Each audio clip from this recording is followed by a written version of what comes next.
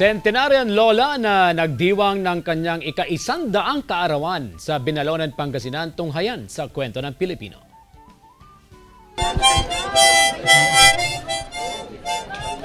Ako si Art Gabot Madlaing, panganay na anak na lalaki ni Inang Elena.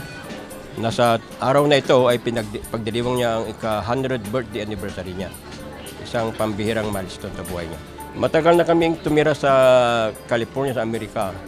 At napag-usapan namin mga magkakapatid na sa araw na ito ay babalik kami dito sa Pilipinas para may pagdiwang ang 100 years birthday ng aking ina. Walo kami lahat ng magkakapatid, 5 lalaki, 3 babae. Sobrang 20 ang mga apo nila. Sobrang 10 ang apo nila sa tuhod.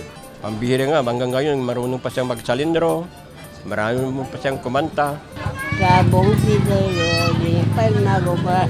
Ako si Ursula Madlaing, manugang ni Inang. Ang naalala ko sa kanya, hardworking, mabait at maunawain. Kahit walang ulam, saluyot at malunggay, iyon ang sikreto ng mahabang buhay. Magagala yung marunggay eh. Saksak po ti balatong. Manmanong sila kami ti karnita. Awa mo igatang. So, kalkadwa na saluyot.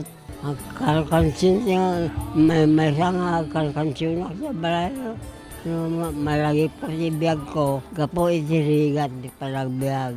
Sana darating pa ang marami pang tao ng kanyang pamumuhay dahil ang great-grandmother namin, si Celia Gabot, ay tumagal ng I think 127 years. So Inang, ang message namin sa inyo, we love you very much. Kami ang Madlaing Family at ito ang aming kwento.